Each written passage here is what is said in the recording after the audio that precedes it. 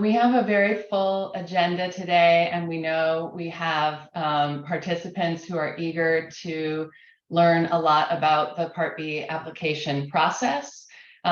So we want to go quickly through our preliminaries and know that there'll be folks that are arriving and working out their technical difficulties. But we'll begin with some preliminary information about our webinar today.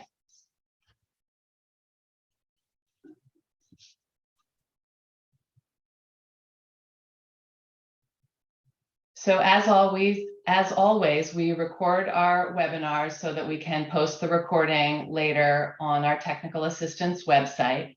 And that also means that live closed captioning is available for you. If you would like to access it, follow the directions on this slide.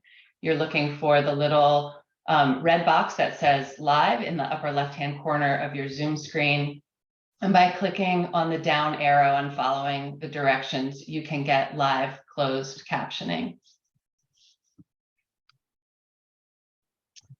So we are here this morning for a workshop in support of folks who are preparing to complete a Part B application for Innovation Pathways designation. And I want to introduce our presenters today and those providing technical support. My name is Annie Leonard, and I'm the Innovation Pathways project lead from the Center for Collaborative Education. And I'm joined by two CCE colleagues who are providing tech support for us, Allison and Phoenicia. If you find that you need something during our workshop, please send them a message in the chat and they will do their best to help you out. I'm also joined by my colleague from DESE, Jennifer. And Jennifer, I'll pass it over to you to introduce our guest presenter and any other DESE folks who are here. Great. Thank you so much, Annie. Welcome to those of you who are joining us this morning, and congratulations on making it this far in the Innovation Pathways designation process. I'm the Innovation Pathways lead, the person you hear from a lot at DESE, and I'm thrilled to be joined today by Meredith Erickson, who is from Carver Middle High School. I will pass the microphone over to you to say hello, and I think that I'm pretty sure as I scan the list, actually, before I do that, I want to make sure I'm not neglecting to give a shout out to anyone from DESE who's joining. I think at this point, I'm the solo DESE person. If anyone does join, though, I will let you guys know. Meredith, over to you. Thank you so much, Jen. So my name is Dr. Meredith Erickson, and I'm the Assistant Superintendent in Carver, which is adjacent to Plymouth, Mass. Just to give you a sense of where we're located, we're a small school district, and not unlike where you are right now. Last year and the year before, we were preparing our Part B applications for our different innovation pathways. So I'm very excited to be here and be a resource to you as you go through the process. Thank you so much. A small district doing great things. So we're really happy that Meredith is here with us today. I also want to remind everyone in our Innovation Pathways community that we have a great cohort of peer ambassadors who have also been through this application and designation process and are available to assist you. You can find out more about them, their areas of expertise, and their designated pathways by going to the Peer Ambassador page on our technical assistance website. And we're sharing the link to that right now if you want to check that out. So just a few words about CCE, which is a national impact-driven organization that works in partnership with educational organizations and communities to advance equity and transform schools. We're very happy to be DESE's partner in this Innovation Pathways work. And just to review briefly, our hopes for today are that we will assist participants in preparing to submit a successful Part B application by introducing you to tools, resources, opportunities for peer feedback, and technical support. As always, we want to help you become familiar with those resources and with others in the network so that those connections can support your work as well. So the agenda that we're going to move through is finishing up this welcome phase soon. Then we're going to spend some time on some of those tools and processes to support your design work. We'll dig in individually and then collaboratively with our Part B application tool, which is really a critical one for everyone to become familiar with. And when we go into the collaborative breakout groups, we are going to want to give you an opportunity to be in the same group with people from your team. So that's why I asked everyone to please add your district or school affiliation to your Zoom name. So if it's important to you to be in the same team with somebody in the same group with somebody from your team, make sure that your name is labeled so that when Phoenicia and Allison are forming those groups, they keep you together. Then we'll come back for some Q&A time, which will enable us to share learning from the breakout groups and really draw on the expertise of Meredith, Jennifer, and others to address your questions. And then we're going to highlight some of the upcoming events that are also going to support your work in this process. We'd like to start by finding out a little bit about who is in the room. So in addition to updating your Zoom name, if you would pop a response into the chat as you think back on the planning process that you have been through so far to get to the point of a successful Part A application. If you would share a moment that was inspiring in your process this fall. Just pop those into the chat. And that'll give us a sense of who's here and what's inspiring you in the work.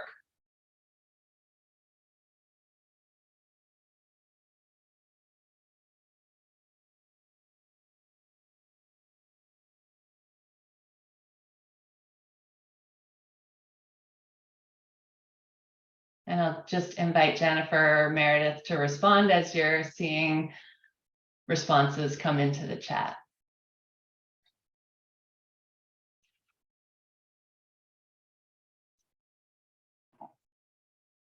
Yeah, thinking of how beneficial IP will be for our students. I like that one. Our students are definitely the greatest source of inspiration. They're what keep me going, even though I don't have any students of my own.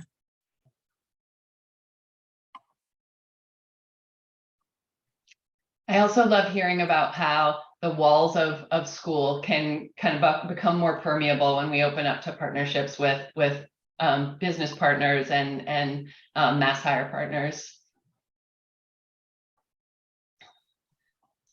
Crystal, sounds like it's been a long road for you. Asking about this for 5 years. Well, we're glad you're here. Thanks. I just kept sharing it every year with admin going, hey, we should do this. We should do this. And finally this year, they're like, yes.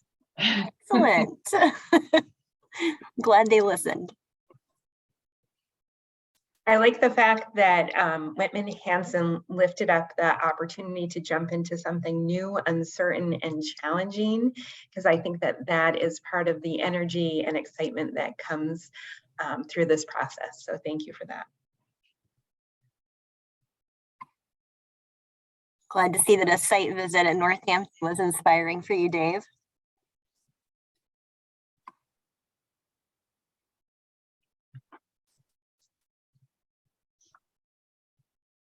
All right, feel free to keep that going in the chat.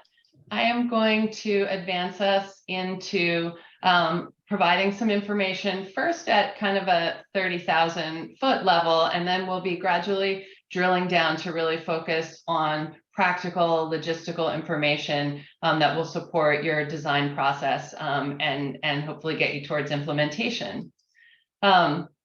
But we do want to start at 30,000 feet to really try to orient you to two organizing frameworks that are really significant to keep in mind throughout your design work and Part B application process. And those are the 5 guiding principles and the 6 core characteristics. So it's really important not to think of these as 11 separate items and like a list of check boxes to move through, but rather 2 frameworks that have somewhat different origins, but really map well to each other and support the overall work that you're engaging in. So we're organizing our content presentation today really based on the 6 core characteristics. But both of those frameworks are really critical to understanding the final designation criteria from DESE for innovation pathways. And we'll share a link to those final designation criteria now. Those of you who are in the Part B application process are probably already very familiar with that document, but the core characteristics and the 5 guiding principles are both referenced and embedded in those designation criteria. So what you're looking at is a visual that maps the connections between the guiding principles and the core characteristics. And you should be able to see where those linkages are. But I do want to highlight up at the top of the visual the guiding principle of equitable access, because while it's not directly mapping to one of the core characteristics, it's certainly one that is essential to keep in mind to bring an equity lens to all of your design work. And this is also a lens that we'll devote a full workshop to in January. You can register now for that on our website, Designing for Equity. But just want to remind folks that when we think about that equitable access guiding principle, we're thinking about aiming towards pathways that are as open as possible to students, particularly with regard to students' prior academic performance, and also giving consideration to multiple points of entry to a pathway. We also think about equitable access so that programs are designed and funded so that they can be free to all participants. So things like tuition, fees, and other expenses. And then another way of thinking about equitable access is in regard to the communication, web materials, outreach, recruitment, the application process with an equity lens so that it's multilingual and welcoming and accessible to all students and families.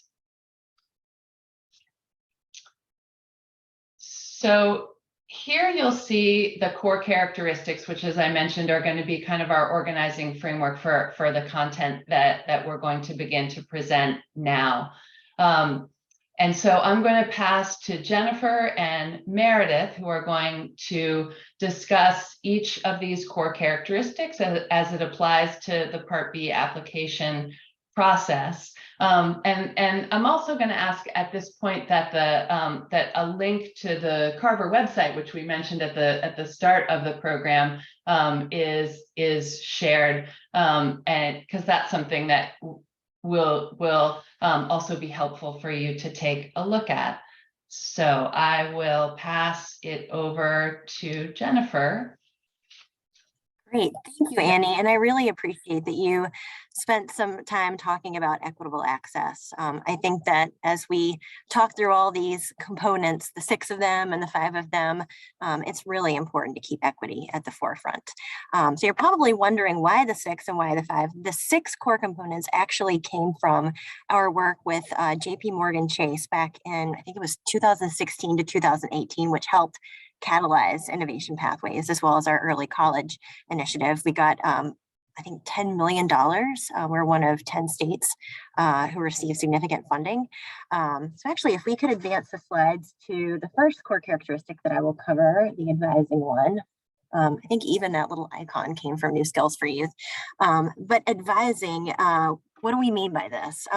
So the pathway, your innovation pathway, has to include a well-designed college and career advising sequence. It really is intrinsic to the pathways. Every student has to have an individual plan, one that's managed online using electronic platform. Many of you are using Naviance, MIFA Pathways, Zello. It can really be a system of your choice, but it is the expectation that every student have a MyCap, an individual career plan. And also the components of the plan are fleshed out with details. Career development education is an aspect of advising, but we expect that career awareness, exploration, and immersion activities are built into that advising process. We also expect that college access and awareness activities and a post-secondary plan are included. So among the resources that we want to share here are the Career Development Education Guide. In particular, it's actually section 4 of the toolkit, which is a great place for you to go to get some more information. Also, I'd like to say here on the mapping front that Annie was talking about before, advising actually maps to enhance student supports and integrated instruction, or guided academic pathways rather. So I think that we can go to the next slide, which is on labor market demand. So pathways are justified by labor market information that's related to employer demand and career opportunities in a broad industry sector. There are 5 eligible industry sectors, and they are all based on priorities of the Workforce Skills Cabinet. Each of you have identified one or more sectors that you're focusing on throughout this designation process. Labor market demand actually maps to connection to career and effective partnerships, those guiding principles. Something that you're going to have to provide in the Part B process is a current signed memorandum of understanding that defines an active partnership between the school district and your local mass hire board and one or more employers. That's something that you should be working on actively at this point. We could go to the next slide, please. Integrated instruction. So this maps to guided academic pathways. You should have a scope and sequence that is carefully designed, and it has to include a minimum of 4 courses. 2 of the 4 have to be technical courses, and what we mean by that are courses that are related to the pathways industry sector concentration. And then 2 of the 4 courses need to be advanced courses. So those can include dual enrollment, advanced placement, international baccalaureate. A lot of you are using Project Lead the Way.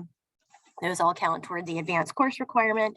Note that these do have to be 4 distinct courses. We don't want there to be overlap. And then also students need to complete MyCap, or well, they do need to complete MyCap. They need to complete MassCore also, fulfilling those requirements for graduation.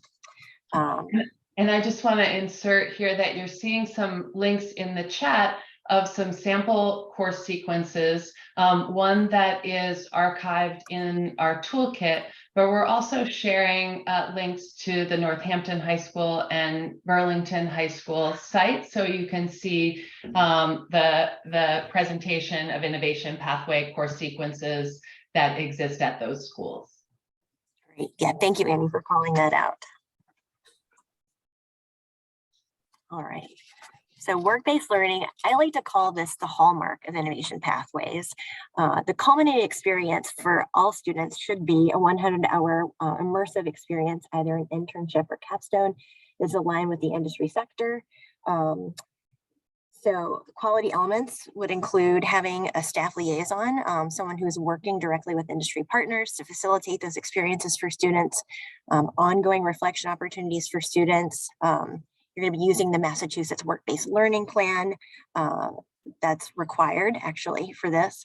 And then there would be a culminating student product such as an oral presentation, a written report, or a video. And that would be very applicable for the students who are doing the capstone.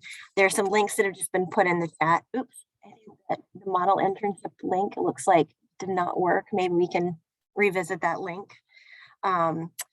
But some of the links that are being put in the chat would be that model, the elements of model internship programs that can be found in the toolkit. It's section 2 under work-based learning. Also, I think being placed in the chat would be some MOU examples, And those are under external partnerships in section 4 of our toolkit. And then something else that I might recommend would be considering formulating an advisory board. They're not required for innovation pathways, but having a group of individuals who are from industry helping inform, like we talked about, the scope and sequence of courses, certainly that, but also, you know, your work-based learning experiences for students. I saw Meredith nodding. Meredith, do you have an advisory board at Carver? We do, and actually we're in the process of developing a second, each with its own purpose. So we have our advisory board that sets annual goals and looks at metrics regarding enrollment and making sure that we are meeting the 5 guiding principles and 6 core characteristics. And we set up our agendas based on those.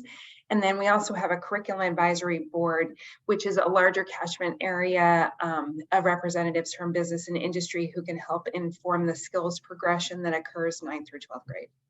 Great, thank you. Making sure the students are ready to go out into those immersive experiences in the field.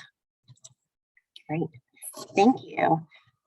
And then last but not least of the 6 core characteristics would be, or core components, would be credential preparation and post-secondary linkages. So we've talked about, you know, the immersive work-based experience, but also industry recognized credentials are something that are of high value. Many of your programs have started thinking about what might be relevant to offer students either as part of their experience in high school or something they could work towards after high school. This could also include post-secondary education, like a certificate, an associate's degree, or a bachelor's degree. But important is that students know about the credentials that are relevant to the industry sector that they're learning about while they're in high school. Again, they can attain them while they're in high school, or they can build skills so they can go and get them after high school. But we want students to participate in a wide array of activities that are college awareness and also linked to their post-secondary plan, which should be relating to college and apprenticeship and or training programs.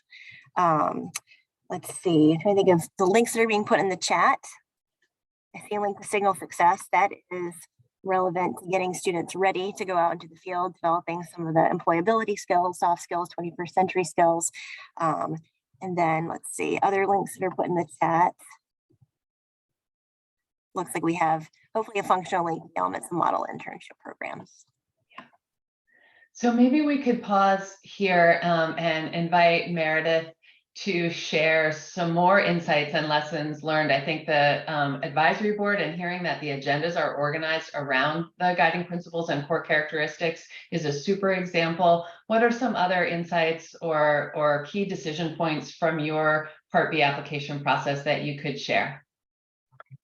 Yeah, so like I mentioned earlier, we have 2 different innovation pathways, and going through it for the first time, we were attending these experiences to try to help us understand what was required, but really to have some intelligent architecture in how this program could be sustainable over time. And I think one of the things that really helped us with our Part B application was to identify a dynamic lead industry partner, which we did through the help of our local Mass Hire Workforce Board, and then to also have a point person within Mass Hire that would serve on our advisory committee. And even before we officially named ourselves the advisory committee, that kind of core group would come together around how to make sure that these components were being considered. So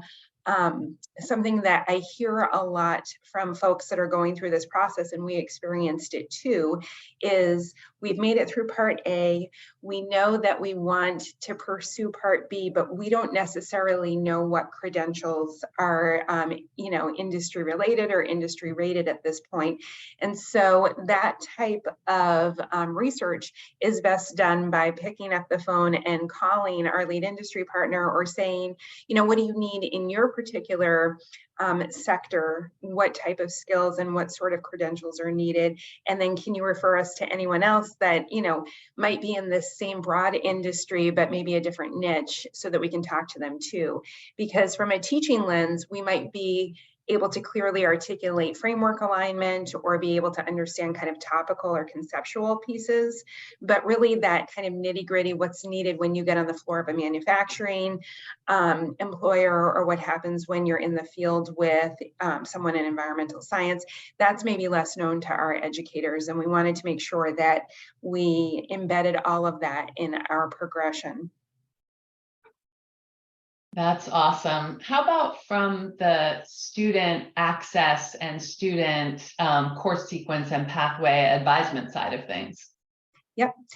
So one thing is, I know that a requirement of this program is the MyCap, and we were really fortunate because we have the backbone of Naviance all set up. And so actually every student, as of this year, every student in our 9 through 12 high school, we're a small school, so we have 6 through 12 within the building, but in 9 through 12, every student has a MyCap, and it has helped in terms of being a driver for our work with guidance and that sort of thing. So that's been really helpful.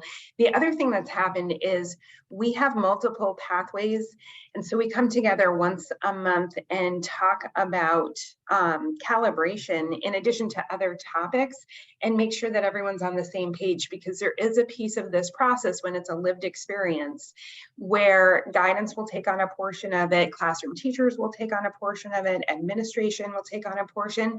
So just making sure that that calibration exists and we have the opportunity to dialogue about these different principles and different characteristics and make sure that we're meeting them. So an example of that would be prerequisites.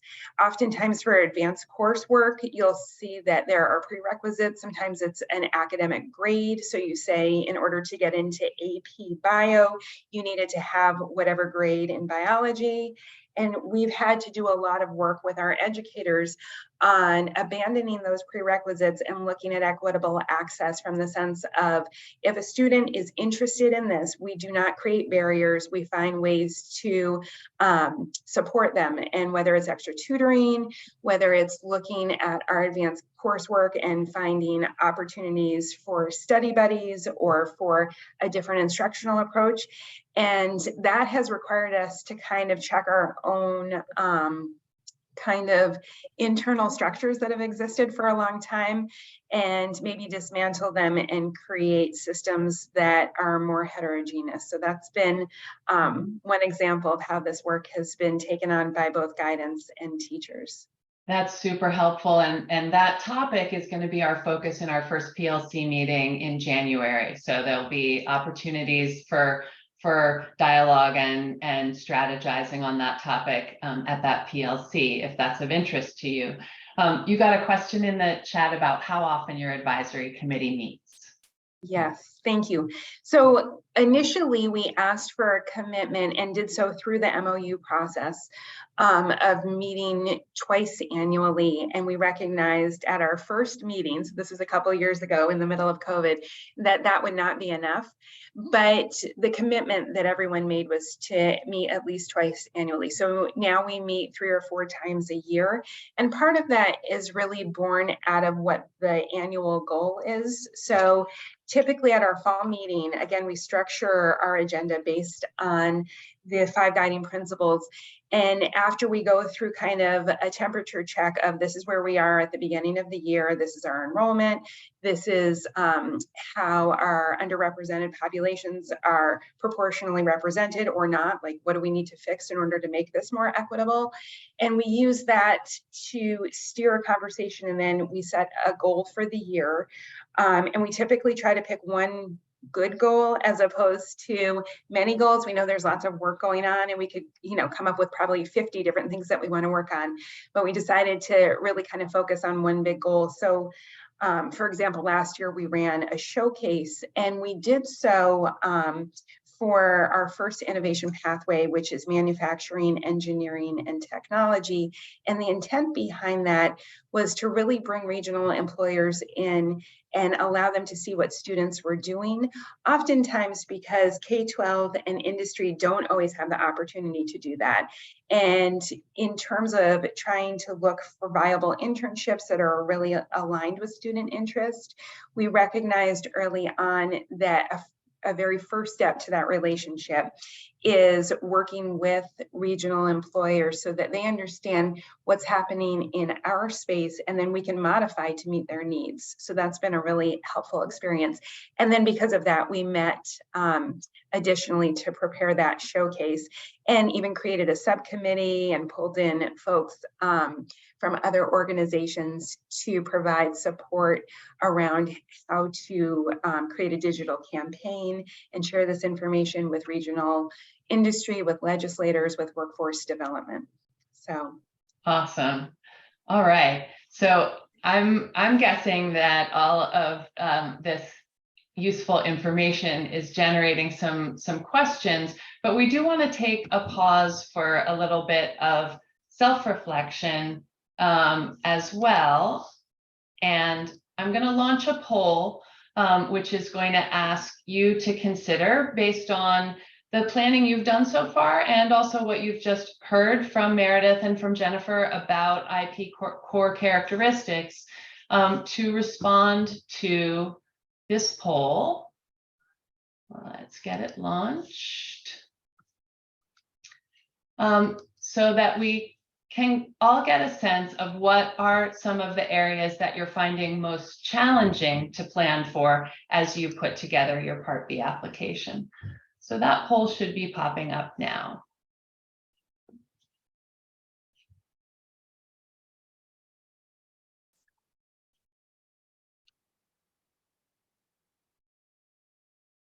And while we're doing the poll, if you do want to put another question into the chat for Meredith or Jennifer, we could take a few questions now. The question that's had already from Tammy Schaefer for Meredith. Tammy's asking, who makes up your advisory board? thank you, Tammy. That's an excellent question. So again, we have designed it to be intentionally small, but then there are kind of subcommittees or some offshoots.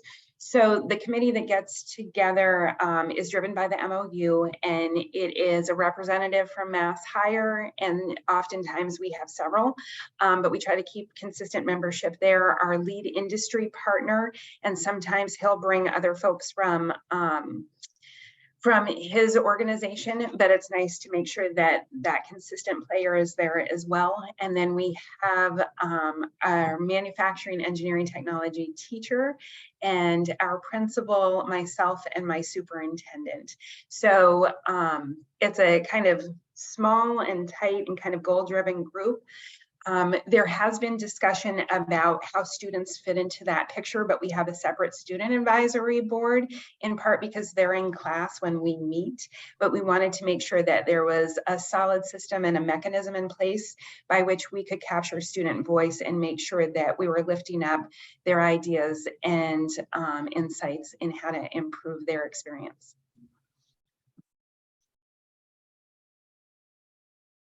So I'm going to share poll results so that you can see what we're seeing about the areas that are most challenging. And I think it's not a surprise that the credential preparation and work-based learning areas are particularly challenging. They're new areas for folks who are working inside of schools.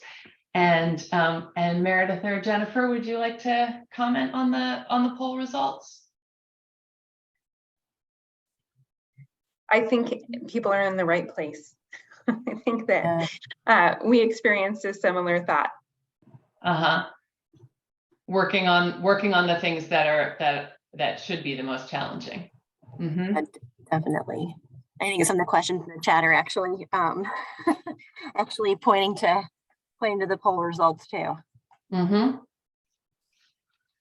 Yeah, take a look at those questions, and if either of you would like to address them now, some of them that are about the application process, we'll be going into that in more detail later in the workshop. Yeah, Sam, I can briefly say that a position description, just a brief one for the internship coordinator, will absolutely suffice. Thank you. And I'm just catching up on questions as well. It looks like some of these I've been able to answer. In terms of gaps between employers' need and high school students' skill, I think that that is a real and present concern. And I think that's why having a lead industry partner or a curriculum advisory board made up of representatives from several different organizations is so important, because it allows you to identify that gap and then see how both sides can maybe adjust a little bit in terms of expectations. So we rise to a higher level of rigor, and folks understand that. And I will say one thing that came out of this that was really interesting is in terms of internships. Obviously with COVID, there's this kind of weird paradox. The paradox being that employers really need employees, and there's a critical shortage in a lot of these different areas, and they're eager to get, retain, train, incentivize new employees. And then the reality is, because they're very busy doing that, it's hard sometimes to take on a high school student. And do I now have to dedicate a new employee that I was just able to hire to now usher in this new student? And so I think recognizing that concern early on is helpful, because again, you can identify the gap and then really tailor the pre-career advisement to make sure that students have the requisite soft skills. Because oftentimes we hear from placement that there's a concern: are students going to show up on time? Are they going to be self-reliant? Are they going to be able to take feedback without breaking down? And those are all skills that we've been able to envelop in our vision of the graduate, and to really talk to all teachers in our district about. So I think that's been helpful. Great. There's also a question from Dave Quinn at Nipmunk about how you are collecting student feedback on their pathway experiences beyond enrollment and sticking with the pathway. Are there students on your advisory boards, or what other feedback and data collection methods are you using? So we actually have a separate student advisory board, and that's how I mentioned that earlier. That's how we've been able to lift up student voice, but we also have a variety of other both formal and informal data collection, both quantitative and qualitative. So we've also rolled out school-wide through a different grant, a project-based learning initiative, and we've had cohorts of teachers that are trained, and they're enveloped within those grant requirements is a particular survey that lends itself really well to the work with innovation pathways. And we were allowed to modify some of the questions and add questions so that students could see that link between the essential design elements of project-based learning and what they're experiencing in innovation pathways. Additionally, this year we've developed, as many high schools have, a power hour concept. We call it something different, but a block where students can opt into different experiences, and the buffet of options changes every 7-day cycle. And held within at various times during the year, we have opportunities for students to get together and share feedback with an advisor or an administrator on what's working, what isn't, what ideas do you have, so this is more relevant to your experience. Excellent. And I also see Madeline sharing in the chat some other ideas about how to collect feedback from students. So thank you for that. We want to talk a bit about the Innovation Pathways Toolkit on the Technical Assistance website and provide a brief overview and orientation, but then really hone in on tools that will be most useful to those of you in the Part B application process. So the link to the toolkit already has been shared in the chat. What we've done for today is created a resource guide that really winnows it down and just provides the ones that we are sharing today to hopefully make it less overwhelming and a little bit easier to find what you need. There are a lot of resources in that toolkit, and the organization system is broken down into 4 sections an overview section with some fundamental documents about the guiding principles and core characteristics, and then a core design elements section, a section that offers a 4-part design process that you can follow through the design and implementation stages of your programs. And then in section 4, templates, protocols, tools, and lots of examples from the field. We're always looking to add resources to our toolkit, especially this section of the toolkit, that represent the excellent work that's going on out in the Innovation Pathway community of practice. And I'm hearing some things that Meredith mentioned today that I already want to ask her to provide so that we can add them to the toolkit. But for today, we'll mostly be drawing from section 3 about the Innovation Pathway design process and section 4 for tools that can help you as you are working on part B. So this is a close-up on that 4-part design process that is the organizing framework for section 3 of the toolkit.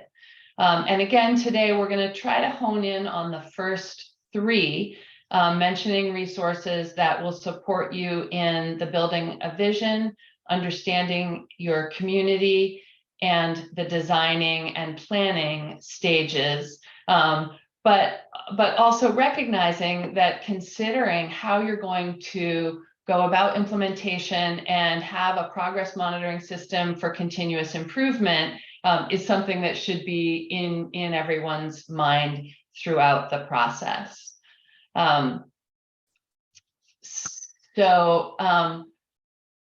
Let's continue now to talk specifically about a few resources for the first 2 stages of the design process. So in the first 2 phases, visioning and understanding your community, we want to alert you to tools in the toolkit that can support the development of a vision of a graduate. So there is a protocol for that. And also a rubric that schools have found useful for assessing where they are on family and community engagement in the process.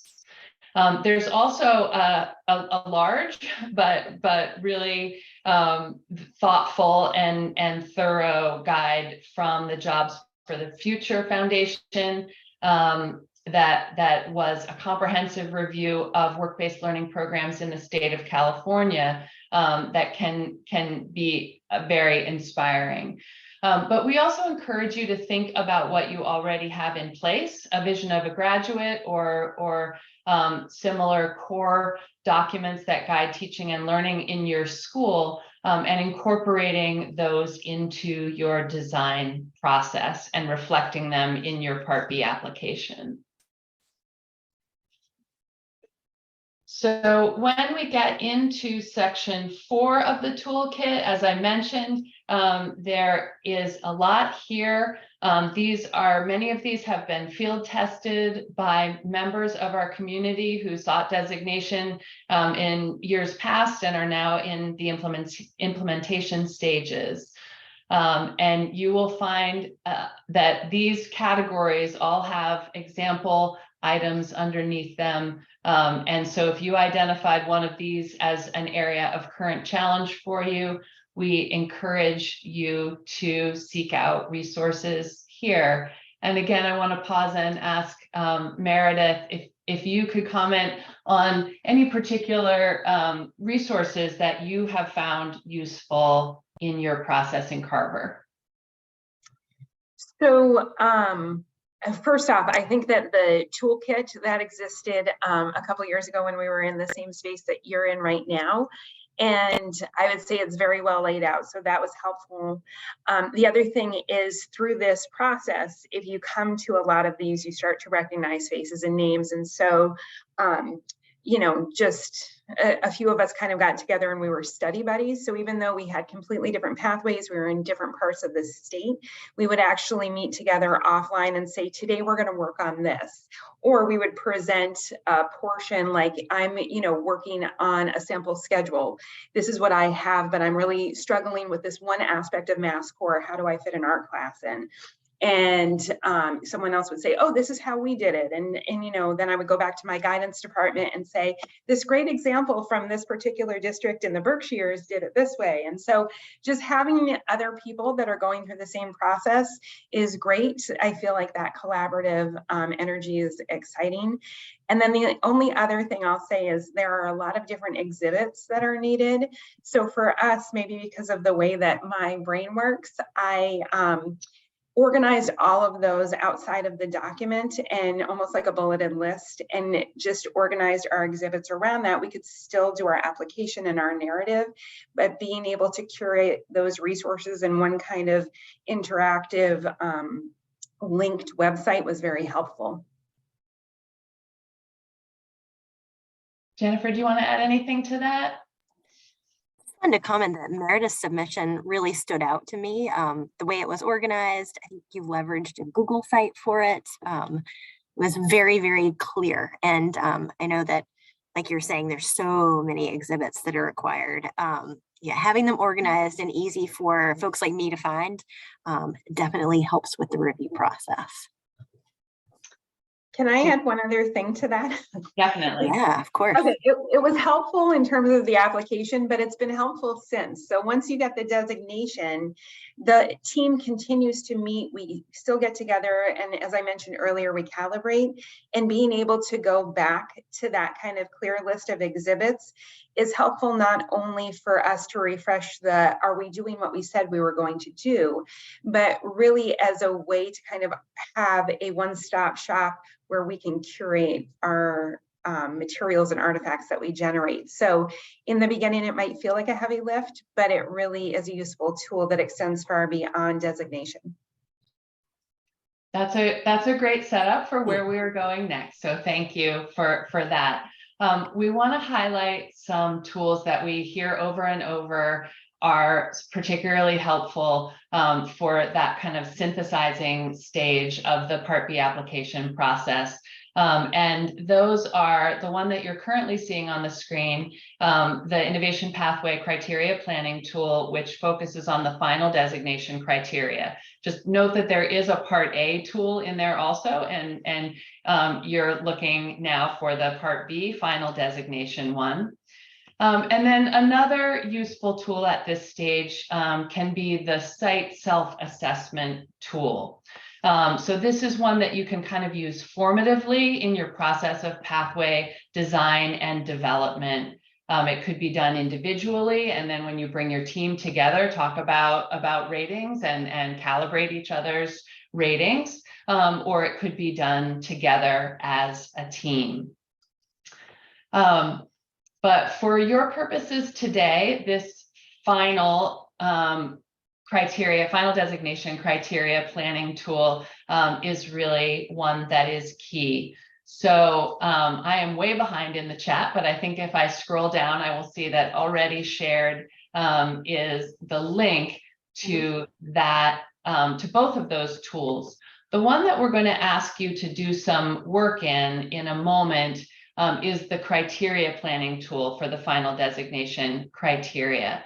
So I would encourage you to follow that link and open up that document so that we can do some work in it in a moment.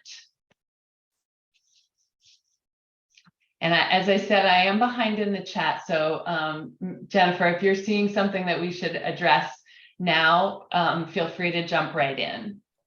I think we're pretty much caught up. So folks, you'll be wanting to click the second to last link, that Pathways Criteria Planning Tool PDF. So lots of information coming at you. Again, let's take a pause and offer some reflection time for you to think about your school and your application process, and to do a scan of this document with that process in mind.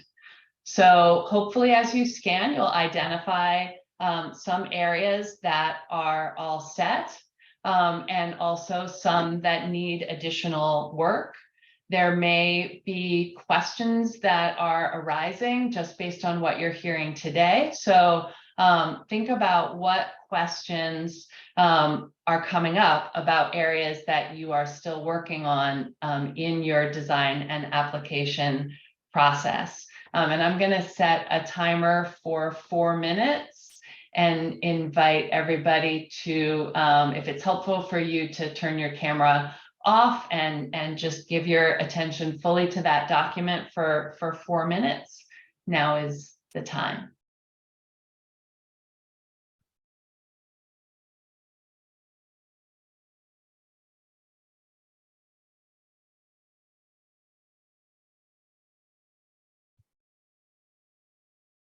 So momentarily, we are going to transition into breakout rooms for about 10 minutes to give you a chance to reflect and strategize based on your scan of the planning tool. So be thinking about that for the last minute or so that you are looking at the final designation criteria.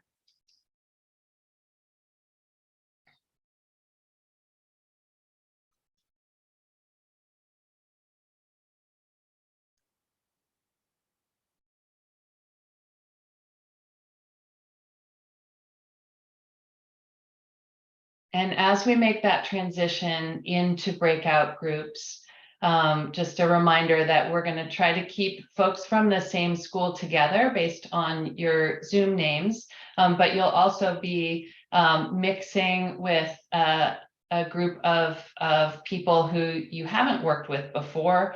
And so we offer these community agreements based on the work of Glenn Singleton to help guide you as you are listening and sharing and learning together in your breakout groups. Prepare to unmute and turn your video on so you can fully participate. We're going to have about 9 or 10 minutes in those breakout groups.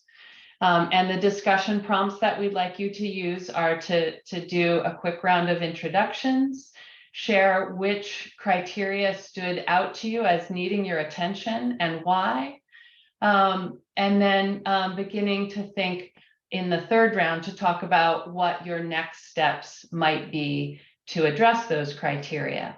If questions come up that you want to bring back to the full group, please make a note of those.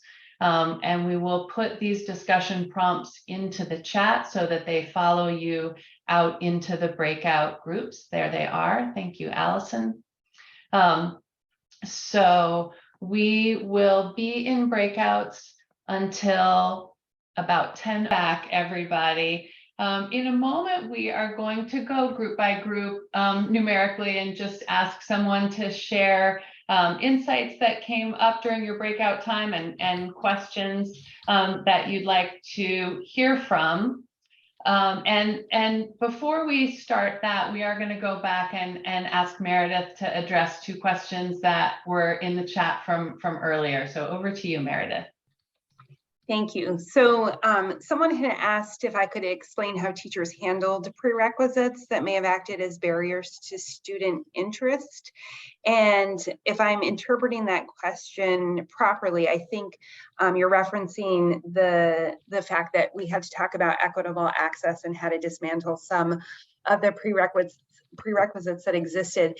And I would say that that was best done through small group dialogue. So attending department meetings or organically as we were discussing, what does this mean? Just because there are some symbolic and structural frames that we've operated in a K through 12 space for a very long time. And it's sometimes hard to say, well, that's how we did it in 1982 and maybe we can do it differently now. So people tend to cling to those. I think one of the biggest challenges around that was really talking about what our definition of rigor is, because I think the concern was if a child or student does not pass muster on a prerequisite, they haven't, reached mastery or they haven't gotten to X, or they haven't demonstrated rigor or the ability to do homework, how will they be successful in an advanced class? So we had to, again, unpack that and talk a little bit about the definition of rigor, and also to address the concern about how Project Lead the Way and AP classes could be on equal footing when it comes to advanced coursework. And there were definitely some stigma around that. And we talked about the discrepancy between content, like AP, you turn on the fire hose and it's content, whereas Project Lead the Way may be less like drinking from a fire hose and more about skill-based application and show me what you can do with the rigorous content. So lots of conversations that were really helpful in shifting the paradigm. That's a really important conversation. And then I think the other one was about virtual internships. So in our 2 designated programs, we have not run into the issue of virtual internships, but we have other pathways that are not innovation pathways, and computer science is one of them. And this year in particular, we had 2 students that had proclivities in cybersecurity, and there were definitely constraints, particularly induced by COVID, right? So when COVID occurred, a lot of places went remote, and a lot of those industry sectors have seen benefits to that. And so the idea of having a student show up on a doorstep when no one's in the office is a deal breaker. So we've had to be flexible in thinking about that. And then also some constraints with that, because when you're dealing with things like cybersecurity, there are obviously like, regulations for between FERPA and HIPAA if you're in the health organization and that sort of thing. There's just records that students can't see. So we've had to make those modifications and work with intern placements around that. Likewise, in our innovation pathway, there are some requirements within an internship that are really only eligible for students that are 18 or older, like the application of pesticides.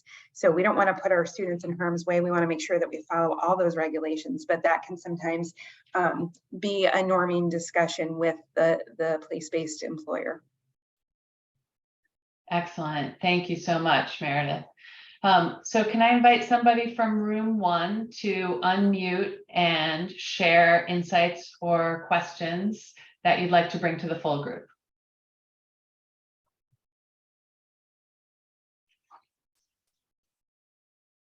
Was that us, Erin? I think we were one. I didn't store the number, Annie, I'm sorry. That's okay. Yes, Okay. that's the group. I'm happy that to just... Okay. So we had 2 different schools, and we're mostly noticing the different places that we were in. And we had Aaron with us, and he was really helpful in helping us think about ways to integrate high school students into the internships with a shadowing process. So I think one of our concerns was, how do we communicate with our partners who are saying, well, how am I going to use them and how will this work? And so building a sort of a better system for integrating them, or a complete system, and communicating with the partners and making the partners have a significant role as we move ahead. There was also just some like an feelings of almost like an on-ramp where it's a gradual process, not just diving right in with a full internship. Right. And we definitely have questions about, pesticide was a good example in terms of what can and can't students do if they're not yet 18. So that's another question. We were also just noticing that we have a lot of work ahead of us. And we were feeling lucky that our team is relatively big. And I think other schools that have smaller systems, like one of the other participants, Rich, was struggling because his system's smaller. So we just talked about individual ideas. So I don't know if we have particular questions, Rich or Aaron or Crystal, but I think. That sounds great. Thank you, Sam. And certainly building a team that is big enough and diverse enough to accomplish this work is a challenge that a lot of folks face in the design process, as well as staffing and implementation.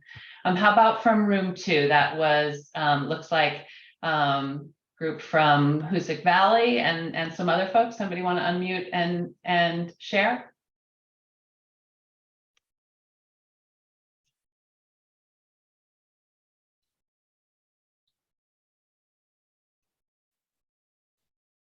I'll share. I'm Tony from Middleborough High School.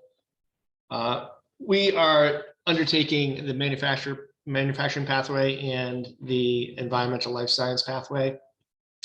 And talking with Hoosick and Wachusett, I think we both look at it and feel kind of overwhelmed with all the questions, number one, but you know, we also talked about, you know, what was the expectation for the number of students that are enrolled, and that, you know, it doesn't have to be, you know, 150 kids right off the bat. If we start small and go fast here, then that's really what it's all about, and just trying to get, you know, your partnerships in order, developing the board, working with guidance, and having the right program so that the kids can access the tiered courses. It also, something that jumped out to us was when Meredith said that they really had to reconsider the prerequisite process, which for myself, and I know another, I think his name's Greg, but you know, we come from kind of like the manufacturing CAD curriculum. So it was kind of hard for us to say, you know, if you have advanced manufacturing, right, how do you get there without having some of the prerequisite courses? So I guess maybe you could speak to that. But I do realize, you know, that's just a mind shift, you know, and if you want to give different kids access to everything, it doesn't always fit into people's schedule. And are there other projects that they can gain understanding through of skills and curriculum? Meredith, would you like to speak to that one? Yes, I'm sorry, I should have clarified. The prerequisite debate, for lack of a better qualifier, was really around advanced coursework. So when it comes to the technical and advanced course progression for our pathway, there is, even though you can onboard in different areas, you still have to take the 2 technical courses and the 2 advanced courses. And there is, like, you have to start with the foundational technical course in order to get to the advanced. So I don't know if I was unclear, but I would think that it would be unrealistic to enroll a student in like your top tier technical course if they haven't had the basics of CAD and 3D printing and being able to do those pieces before they get to applied manufacturing. And Meredith, that relates to a question from Keith in the chat about which staff and what structures are typically responsible for tracking student progress. How do you handle that at Carver? We sit in a room and everyone goes, not it. No, I'm just teasing. So I think we've all agreed that we all take a little piece of the puzzle. And I think that is what has kind of prompted these monthly meetings, because it seems a little more equitable when we're sitting around the table to say to guidance, can you get back to us on this? And then we'll ask teachers, you know, can you maybe retool that, as opposed to one person running around trying to cajole everybody into it. It just becomes a space for like empowerment and shared ownership. And it's also helped leadership be more distributive, instead of saying like, this is what we're doing, because that doesn't work, right? It's how can we co-construct this and how can we build this together? And that just invites a new level of engagement for teachers and a new energy within the people involved in the program. Great. So from groups 3, 4, 5, and 6, I'm going to ask just for questions now. So group 3, if you have questions you were left with from your breakout time, somebody from group 3 could unmute and share those questions.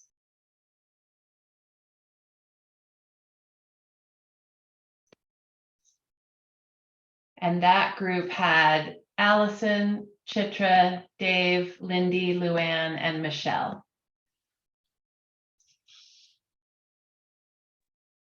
I don't remember us being left with too many questions. I think we were sort of answering each other's questions and giving suggestions. Perfect.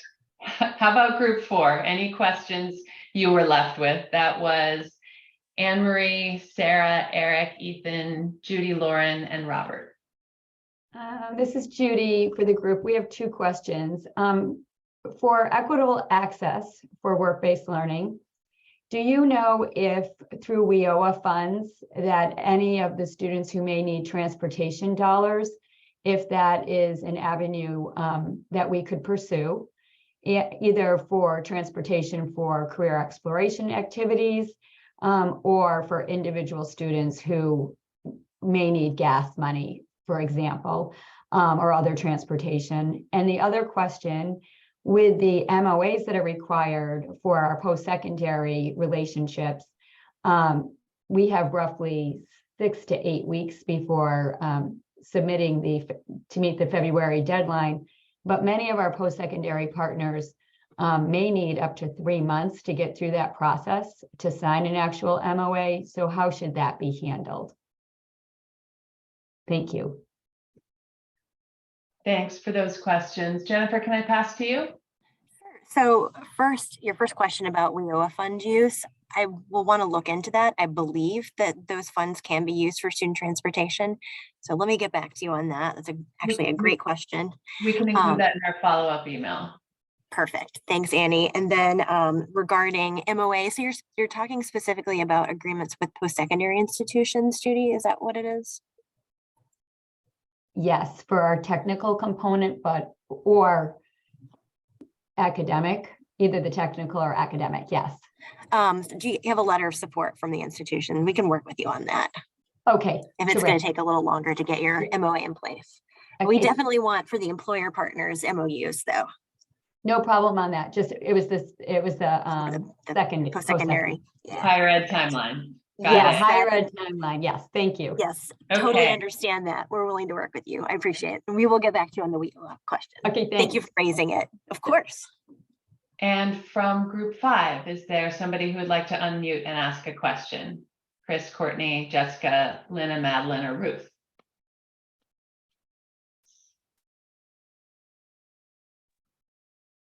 Hi, this is Chris. I don't know if we really had any questions. We were talking about some different things having to do with partnerships and creating and keeping those effective partnerships around credential requirements and things like that.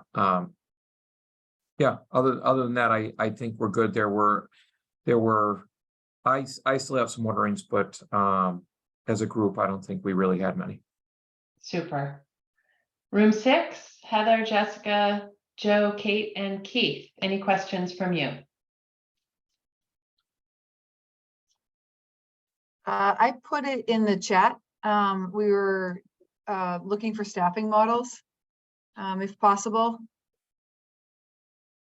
that are specific to like number of students and number of pathways. That would be helpful. Okay. Do you want me to address that? Yep. Yeah, sure. So we are actually doing as we speak, and I don't know if anybody who's with us now is actually being interviewed by American Institutes for Research, but we are doing an analysis. It's really to get at the cost of innovation pathways, the true costs. And through that process, we're actually surfacing various staffing models. So as far as having some that I can say, like, this is definitely the way to staff it, I think it's all very context specific, but I think you can lean on members of the network and ask them how they're staffing their programs.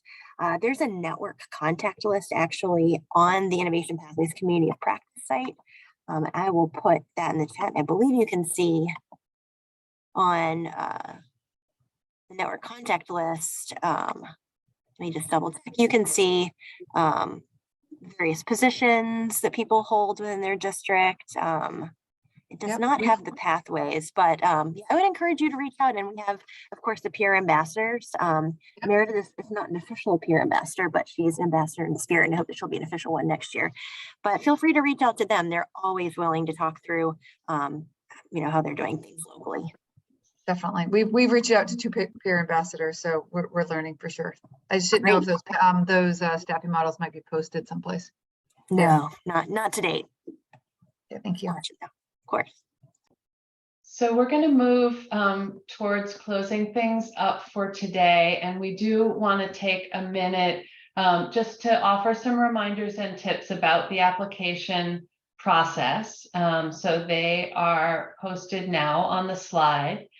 And while you take a look at those tips, this came up earlier, and I think maybe Meredith and Jennifer may want to offer some of their advice and reflections on writing and compiling your application and exhibits. Do you want me to start, Jennifer? Sure, I'll piggyback on whatever you share. So the two tips I would say is don't wait till the last minute. So do a little bit every week, which I know sounds very preachy, but I just think the deadline creeps up on you quickly, and a lot of the work is done through discussions and teams, and it's hard to cram all that dialogue into the last minute. So I would say, if you haven't already begun, which I'm sure all of you have, but just to be cautious about that. And then the other piece I would say is, someone mentioned there's a lot to do and it's overwhelming. And I would say take one bite at a time, because I remember feeling that way. And even like the sense making, I was like, what does this even mean? I need to understand this better.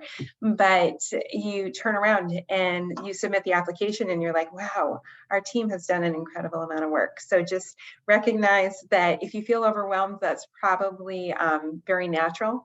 And just one little piece at a time is doable.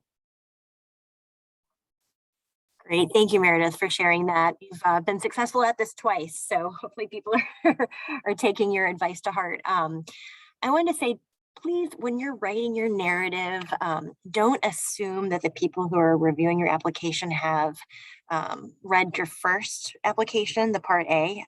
Be thorough. Try to be as expansive as you can in your responses. There's an interview process that Meredith has been through. Again, she's been through it twice.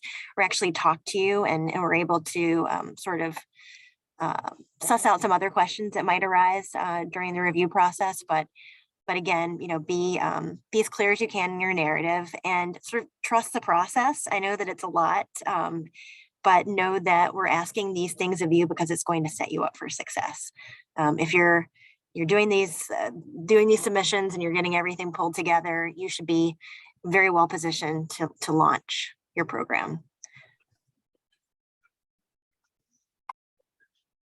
So the timeline overview is posted now. And please also know that we are offering some events that have already been mentioned that are also designed to support you, both to help you problem solve along the way, but also, as Meredith said, celebrate the successes that you have along the way as you progress toward the application deadline and to designation. So those events are upcoming, and now on your screen, we have office hours on January 11th. The Designing for Equity workshop is on the 18th of January. And then the first in our PLC series for 2023 on January 25th. With Peer Ambassador Karen, we'll be digging into student access and success in innovation pathway courses. And I can see that there are some questions still coming through, and that's great. We are going to get ready to wrap up our formal program.